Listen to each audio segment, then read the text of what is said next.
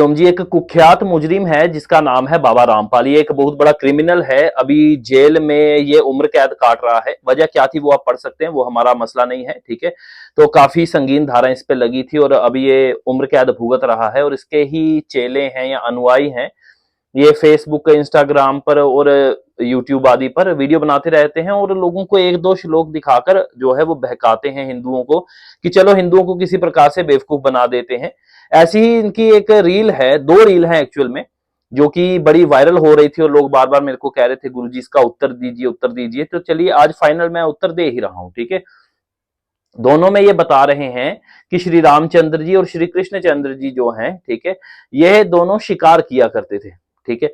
तो पहले मैं एक बात आपको बताता हूं, ठीक है, कि यह जब रामचरितमानस से इस चीज का प्रमाण दे रहे हैं श्री राम जी के बारे में, ठीक है, तो यह एक श्लोक बता रहे हैं, उसका अगला श्लोक नहीं बता रहे। और जब ये बता रहे हैं भागवत पुराण से श्री कृष्ण के बारे में, वहां पर श्री कृष्ण शिकार नहीं कर रहे हैं, अर्जुन कर रहे हैं। और क्या ये बात गलत है? क्योंकि अर्जुन तो श्री कृष्ण के शिष्य थे, ठीक है, तो वह भी शिकार क्यों कर रहे थे? ये सारी चीजें आज की इस वीडियो में कवर कर दूंगा, बिल्कुल प्रमाण सहित और बिल्कुल लॉजिकली मैं आपको ये सिद्ध करूंगा कि ये कितनी उत्तम चीज है, ठीक है। हालांकि आप सोचोगे कि मूक जानवरों को मारना तो गलत बात है, ठीक है, और इससे तो जो है हिंसा हो रही है। बिल्कुल सही बात है, लेकिन पहले आप पूरी वीडियो देखिए, फिर आपको पता चलेगा इसके भीतर क्या निकल कर हमारे सामने आता। तो पहले इनके रामचरित मानस वाले प्रमाण का मैं जरा आपको असलियत बता देता हूं, ठीक है, देखिएगा। तो ये आप देख सकते हैं मेरे पास श्री रामचरितमानस है, गीता प्रेस गोरखपुर द्वारा प्रकाशित है, ठीक है। इसको खोलते हैं और उसी हम दोहे पर चलते हैं जहां पर ये बात हो रही है। देखिए कहते हैं, श्री रामचंद्र जी भाइयों इष्ट मित्रों को बुलाकर साथ ले जाते हैं और नित्य वन में जाकर शिकार खेलते हैं, मन में पवित्र समझकर मृगों को मारते हैं और प्रतिदिन लाकर राजा दशरथ जी को दिखलाते हैं। अब यहां तक तो इन्होंने पढ़ाया है, परंतु आगे ही देखिए क्या लिखते हैं। जो मृग श्री राम जी के बाण से मारे जाते थे वह शरीर छोड़कर देवलोक को चले जाते थे। रामचंद्र जी अपने छोटे भाइयों और सखाओं के साथ भोजन करते हैं और माता पिता की आज्ञा का पालन करते हैं, ठीक है। अब यहां पर यह बात आपको अच्छी तरीके से समझनी चाहिए कि अगली ही लाइन में यहां पर बताते हैं, जिस प्रकार नगर के लोग सुखी हों कृपा निधान रामचंद्र जी वही संयोग अर्थात लीला करते हैं, वे मन लगाकर वेद पुराण सुनते हैं और फिर स्वयं छोटे भाइयों को समझाकर कहते हैं, ठीक है, यानी कि प्रचार भी कर रहे हैं अपने भाइयों के साथ। तो यहां पर सबसे पहले तो इसे एक संयोग अर्थात लीला बताया गया है। दूसरा ये बताया गया है कि उनके बाणों से मरकर तुरंत ही वह सारे मृग आदि जो है वो देवलोक को चले जाते हैं, अर्थात उनको उत्तम गति प्राप्त हो जाती है, ठीक है। तो यहां से ये बात है, लेकिन एक पढ़ाएंगे दूसरा नहीं पढ़ाएंगे क्योंकि वहां पर पोल खुल जाती है। तीसरे में तो बिल्कुल ही पोल खुल जाती है कि मात्र एक संयोग अर्थात लीला है, ठीक है। चलिए अब हम आते हैं वीडियो में वापस। तो रामचरितमानस हमें यह बताती है कि उनके कृपा के लिए या उनकी उत्तम गति के लिए ही वह उनको बाण से मार देते हैं। उनकी मृत्यु भगवान के हाथों होती है, देवलोक को चले जाते, देवताओं के स्वरूप में रहते हैं, ठीक है। अब आगे यह भी बताया जाता है कि उन्हीं का कल्याण करने के लिए वो ऐसी लीला किया करते थे जिससे नगर के लोग भी सुखी हों और उन्हें भी उत्तम गति प्राप्त हो। चलिए इस बात को अब यहीं पे बंद कर देते हैं और बात करते हैं जो अर्जुन मार रहे हैं वो क्यों मार रहे हैं। वो तो कृष्ण जी के जो है वो सखा भी हैं और शिष्य भी हैं उनके, ठीक है, फिर वो क्यों मार रहे हैं। और मैं आपको यह भी सिद्ध करूंगा कि श्री राम जी का यह इन्हें मारना किस प्रकार से उत्तम कार्य है। हमारे धर्म में सर्वप्रथम जो आप कह सकते हैं या सर्वोच्च जो ग्रंथ है वो वेद है। तो आज हम यजुर्वेद से ही देखेंगे कि ये चीज कितनी गलत है और कितनी सही है। क्या ये वैदिक कार्य है, और अगर है तो इसके पीछे का लॉजिक क्या था ये भी हम समझेंगे, क्योंकि बात श्री राम जी की भी चल रही है और अर्जुन की भी चल रही है। कृष्ण पर इन्होंने लांछन लगाया था, लेकिन ये उनकी बात बिल्कुल झूठ है, ठीक है। चलिए आगे चलते हैं हम और पढ़ते हैं यजुर्वेद को। मेरे पास यहाँ पर यजुर्वेद है, ठीक है, यह यजुर्वेद है, ठीक है। आज हम इससे देखते हैं कि दरअसल वेद हमें क्या आज्ञा करते हैं, ठीक है। और भगवान श्री कृष्ण हो, भगवान श्री राम हो, अर्जुन हो, कोई भी हो, सब वैदिक धर्म को ही फॉलो करते हैं। तो चलिए देखते हैं जरा वेद क्या कहते हैं इसके बारे में। तो ये है यजुर्वेद, ठीक है। हम इसको खोलते हैं और इसके 13वें अध्याय में हम चल रहे हैं, ठीक है। त्रयोदशो अध्याय है और हम इसका जो मंत्र नंबर है वह कितना पढ़ रहे हैं देख लीजिए, यहाँ पर 47 मंत्र पढ़ रहे हैं, ठीक है। तो 47वें मंत्र में हमें क्या पता चलता है, जरा एक बार ध्यान से देखिएगा। सर्वप्रथम इसका पदार्थ है, जिस पदार्थ में इसकी की सारी चीजें दी गई हैं। फिर सरल भाषा में समझा रहे हैं भावार्थ में, कोई भी मनुष्य सबके उपकार करने हारे पशुओं को कभी ना मारे। हाँ, ये बिल्कुल बात है कि सबके उपकार करने वाले जानवरों को कभी ना मारे, किंतु इनकी अच्छे प्रकार से रक्षा करे और इनसे उपकार लें, ठीक है। इनसे उपकार लेके सब मनुष्यों को आनंद देवे। जिन जंगली पशुओं से ग्राम के पशु, खेती और मनुष्यों की हानि हो, उनको राजपुरुष मारे और उनको बांध कर भी ले जाए, यानी उनका बंधन भी करे। तो यह वैदिक आज्ञा है। जब ऐसे जानवर हों जो कि खेती को नुकसान पहुंचाते हों, जो ऐसे हों जो मनुष्यों को एवं अन्य जानवरों को जो हमारे इलाकों में या शहरों में रहते हैं उनको हानि पहुंचाते हो, तो राजपुरुषों का यह कर्तव्य होता है कि वह उनसे रक्षा करें अपनी प्रजा की, ठीक है। अब आगे वाला मंत्र हम पढ़ते हैं, यहां भी यही बात आती है, ठीक है। अब आगे जाके क्या कह रहे हैं देखिए, मनुष्यों को उचित है कि वह एक खुर वाले घोड़े आदि पशुओं और उपकारक वन के पशुओं को कभी भी ना मारे, जिनके मारने से जगत की हानि होवे, ना मारने से सबका उपकार होता है। उनका सदैव पालन पोषण करें और जो हानि कारक पशु हो उनको मारे।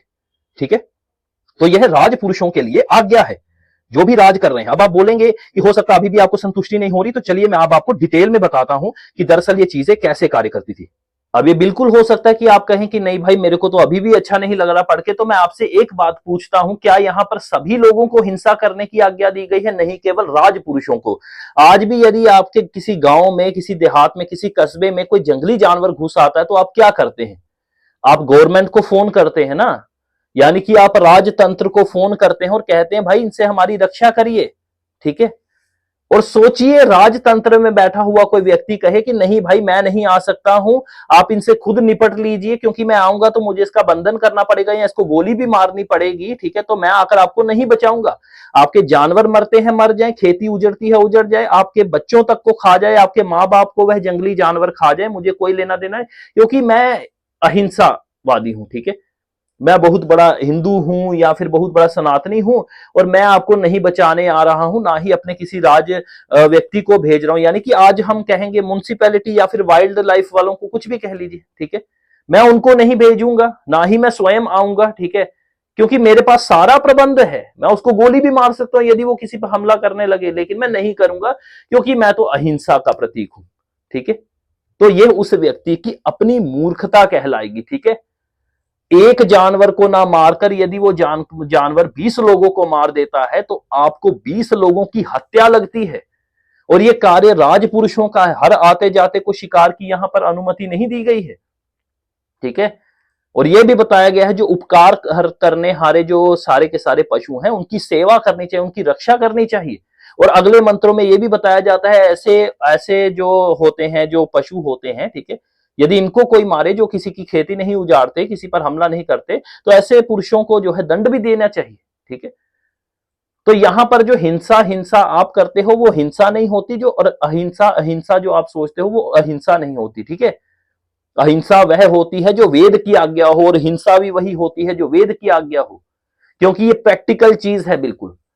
ठीक है, जो व्यक्ति राजघराने में है, राजपुरुष है, उसका ये कर्तव्य बनता है वो कुछ भी करे, कोई भी हिंसा क्यों ना करनी पड़े, परंतु अपनी प्रजा की रक्षा करे। आपको आज लग रहा है कि खेती उजाड़ जाए तो क्या हो जाएगा? भाई आप बात कर रहे हो 5000 साल पहले की, तब यहां पर कोई बाजार नहीं होता था कि ब्लिंकिट से फोन किया तो राशन आपके घर में आ गया। ठीक है, तब खेती एक बहुत बड़ी जरिया हुआ करती थी, मनुष्य इसी चीज पे सरवाइव करते थे। ठीक है, तो मैं उम्मीद है आपको ये समझाने में सारा का सारा सफल रहा हूंगा कि ये सब चीजें कैसे कार्य करती। ठीक है, ये वेद की आज्ञा है कि जो भी प्रजा को नुकसान पहुंचाने वाले जानवर हैं, हिंसक हैं, उनका वध हो ताकि प्रजा की सुरक्षा हो सके, और ये राजा का सर्वप्रथम कर्तव्य है, और वेद की आज्ञा होने से कोई अवैधिक काम नहीं है। ठीक है, ये आपकी अपनी मूर्खता हो सकती है कि भाई मैं, मेरे पास गन भी है, सब कुछ है, मैं राज परिवार से भी हूं या मैं गवर्नमेंट में भी हूं, कोई 20 को मार रहा है तो मारने दो, मैं तो गोली नहीं चलाऊंगा। ठीक है, तो ये आपकी बेवकूफी है। श्री राम जी, श्री कृष्ण, अर्जुन आदि इतने बेवकूफ नहीं थे, उनको पता है कि उनके राज्य में कितने सीमित होने चाहिए जानवर, और जो वनों के बाहर आ जाते हैं उनको मारने के लिए उन्हें आखेट पर जाना पड़ता था। ठीक है, और भी बहुत सारे इसके कारण हैं, उसके बारे में कभी अन्य चर्चा करेंगे। आज के लिए मैंने जो आपको वैदिक प्रमाण दिए हैं उसे साक्षी मानकर ही हम अपने धर्म का पालन करते हैं। ठीक है, हम आपकी तरह बेवकूफ नहीं है। ठीक है, कि कुछ भी बोल दे बस आकर कि भाई देखो अहिंसा अहिंसा और हिंसा हिंसा। ठीक है, तो यही कहकर मैं वीडियो को संपूर्ण कर रहा हूं। गहन जानकारी होती है भाई, कहां कहां से ढूंढने पड़ते हैं ये प्रमाण सारे। ठीक है, आप सबका आभार है। आप सबको मेरी तरफ से हरिओम नमस्ते, हरिओम शांति, ओम।